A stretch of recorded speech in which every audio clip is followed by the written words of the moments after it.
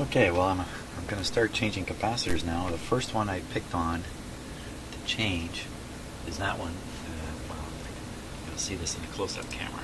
Is that one, which is mounted right on the antenna. And we'll look at the schematic for just a second. See if we can find that on the schematic. Okay, so here's the antenna. And although they don't show a capacitor sitting right up here, I'm pretty sure it's this one here, which is capacitor number 2. I think that's C2 there. C2 is a 0.001 microfarad capacitor rather. So that's what we're going to take out. I got to do this without disturbing the radio very much, which is particularly difficult with this capacitor. Plus, I want to leave enough leads on the capacitor. I'm going to want to test it.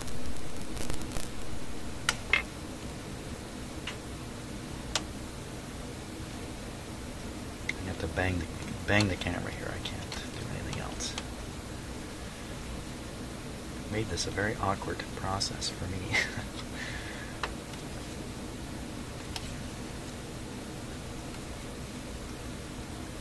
The rest of the capacitors should be pretty easy.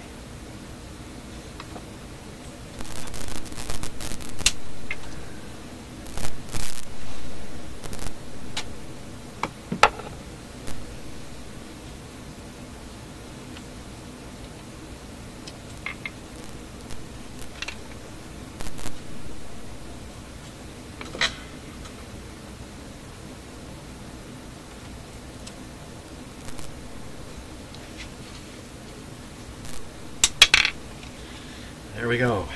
One out. Let's look at the size on it here.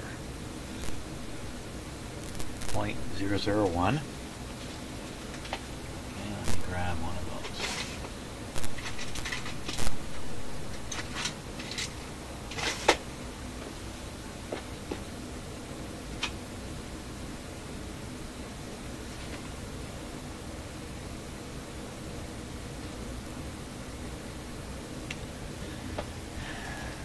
It's going to be awkward putting this in.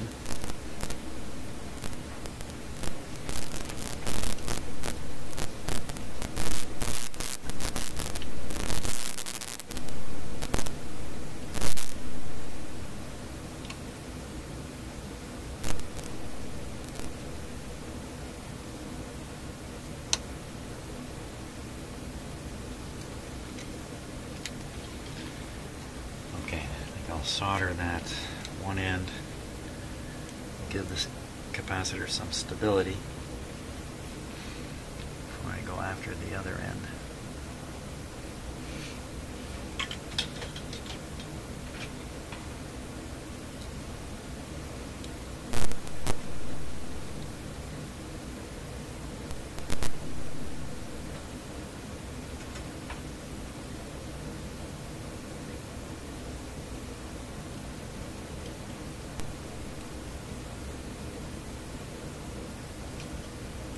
Ah.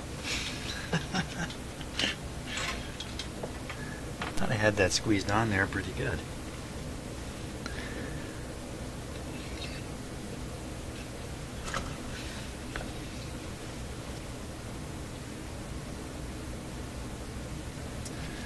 Okay, let's try again here.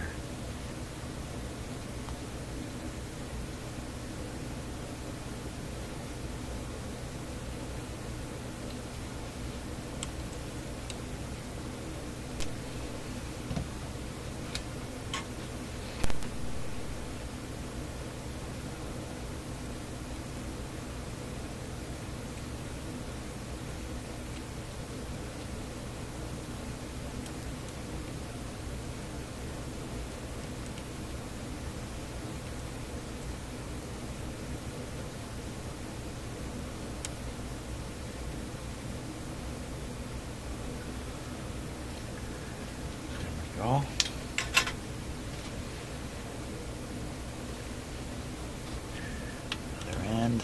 interested to see if this corrects the double peak. I don't think it can. A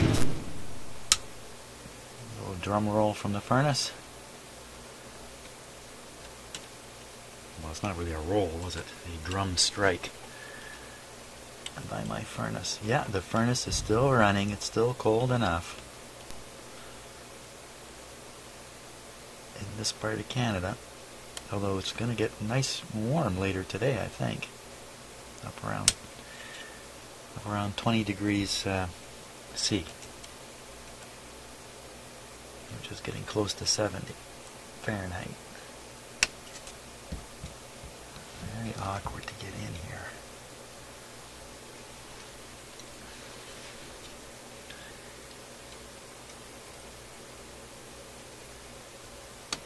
There we are.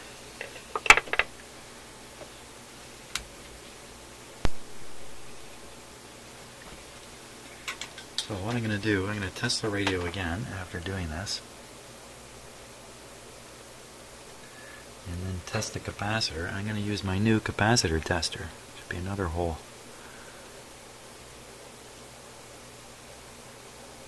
A new deal for me. There we go. Okay, I managed to do that without disturbing the radio.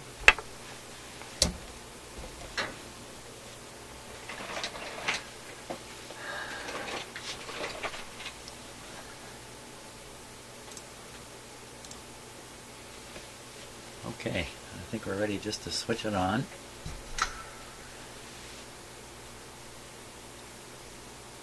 And see what the measurements come out to. I don't think I've disturbed anything significant here. Okay, so let's turn on the radio. This particular capacitor is a very low risk replacement. It's on the antenna where there's nothing but antenna signal, and I didn't make a mistake, but if I did, there's not much risk of introducing a short circuit or anything like that. Here.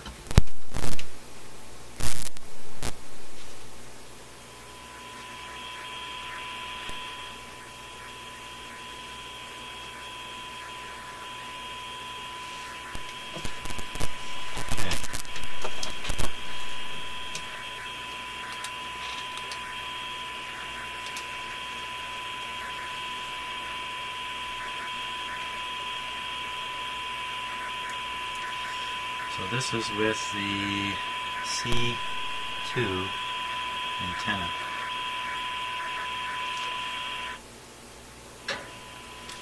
C2 antenna capacitor. We're still at 793 kilohertz. And now the ABC voltage is much higher. Running around 4.2.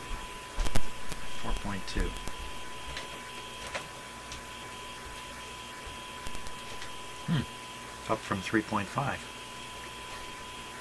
Okay, so I'm going to tune the signal generator. I'll return it back to 793 to continue on, but for now I'm going to tune it. And we'll see what happens. Here we go.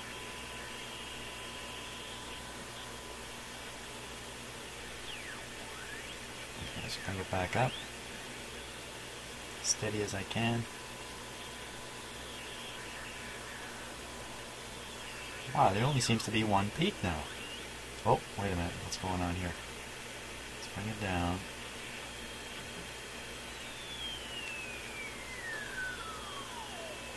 One peak there, 803.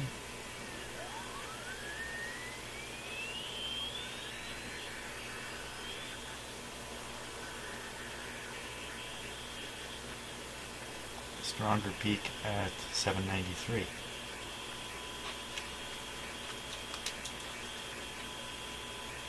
803. Minor peak.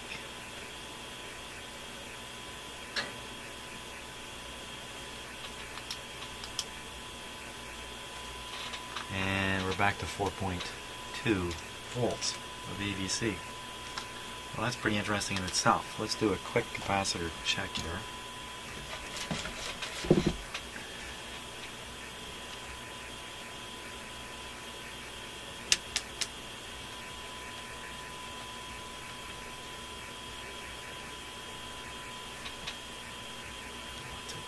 Capacitor.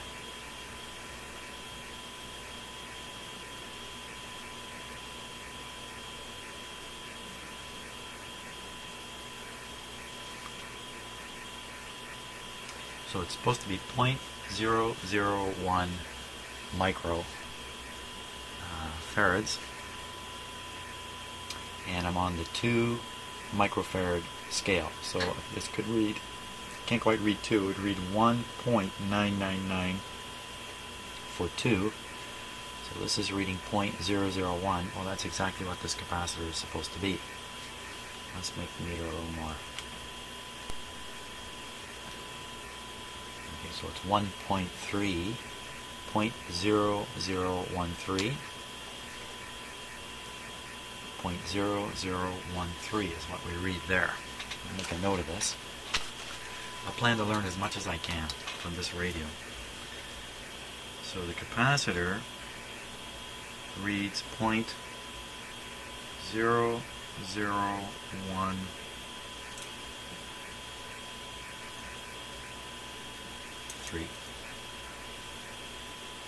132. I'm surprised moving this around doesn't throw it off.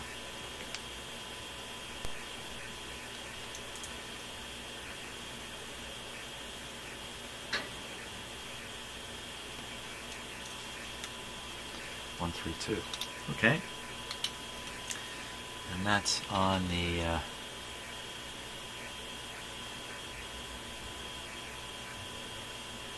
digital meter. Okay, next we're going to hook it up to a real vintage capacitor checker and compare it. Okay, so over here you can see the capacitor checker. Here's the capacitor we're going to check. You can see I have clip leads connected to it. The clip leads are spaced apart. You know from previous experimenting that that's going to add a nano or a picofarad or 2, which is immaterial if you're testing a 0.001 microfarad capacitor. So I'm comfortable with the long leads there. Let's take a look at the instrument here. Okay, now this guy depends upon this magic eye, which it's really difficult for me to get the lighting correct. So the eye is easily seen with the camera at this range, etc. So it's a little hard to see in the camera, but you will spot when I hit the capacitance as I adjust it here, when I hit the sweet spot. I think you'll be able to see it on camera. So we know this is a 0.001. That's what it says it is, and I've got this set to 0.001 to 0.5, so it's going to be towards the end of the scale here. So here we go. Okay, so right there. You can see the eye opening. It's very tricky to get this viewable on camera.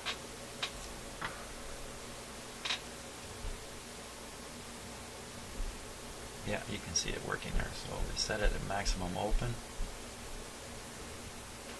Right there, and now we read it on the scale. There's 0.001, 0.002. So this is reading it as 0.002. The other tester read it as 0.0013. Make sure this is really accurate here. Okay. I've never checked the calibration on this. This is really the first time I've actually used it, except for a little bit of playing around previously. So let me write this down.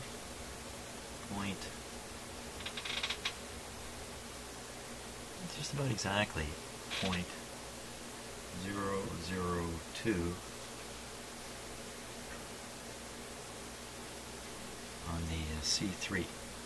That's the name of that instrument. C3 Heathkit C3 capacitor checker. Okay, but it can do more tests than that. So the next test it can do is leakage in the capacitor. Okay, so we're going to put it on the 150 test. Here we go. The eye stays open. 250 volt test stays open. 350 volt test stays open.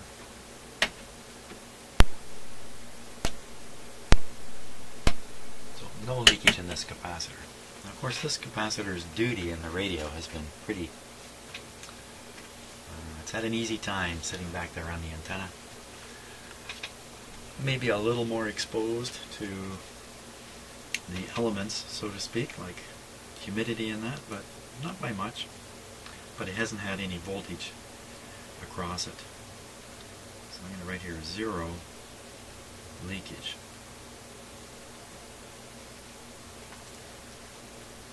So the question that would come to mind then is, well, why did I change the capacitor and get an apparent improvement in the operation of the radio when the capacitor is actually checking pretty good? Could 0.2 or 0.13 be that far off? None of these capacitors were built with the kind of precision that we might imagine. Just because it has a 0.001 doesn't mean it's exactly that. They're usually a little bit larger. So curious about just why that would be different. And there's no trimmer capacitor. Occasionally you'll find a trimmer capacitor on an antenna in this kind of situation that you can adjust. There's no trimmer here. So that's just going to be a question mark as to why that is. I think we're on our way. We're on our way to the next one. Okay, now because my experience level with the C3 capacitor checker is very low, I think it warrants just a couple of quick experiments here. So I still have the same capacitor connected.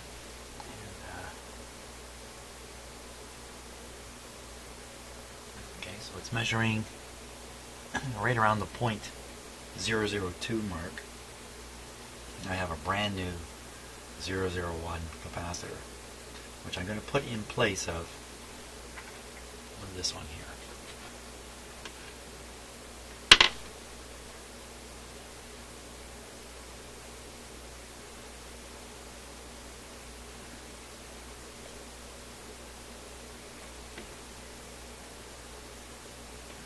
There we are.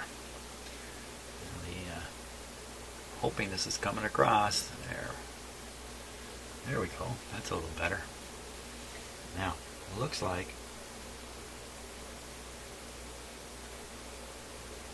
there. So when I look at it and again and avoid the parallax error, this is 0.0015. That's what that shows up as. Whereas the other capacitor was just up here a little bit. Actually a greater capacitance. Isn't that odd?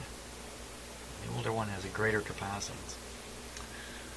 Well, next thing I want to do is I want to get rid of the leads. These leads. Try and test the capacitor.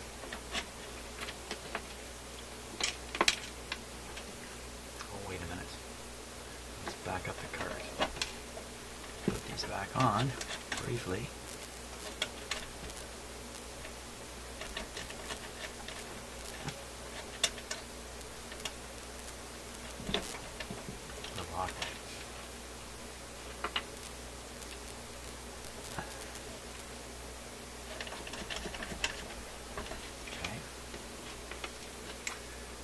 Do is I want to set the C3 to the point here.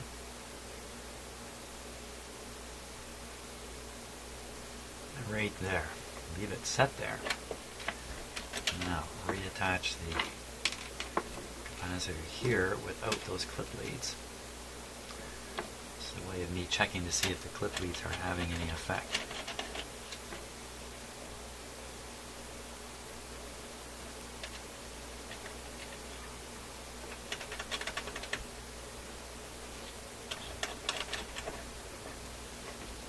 we are.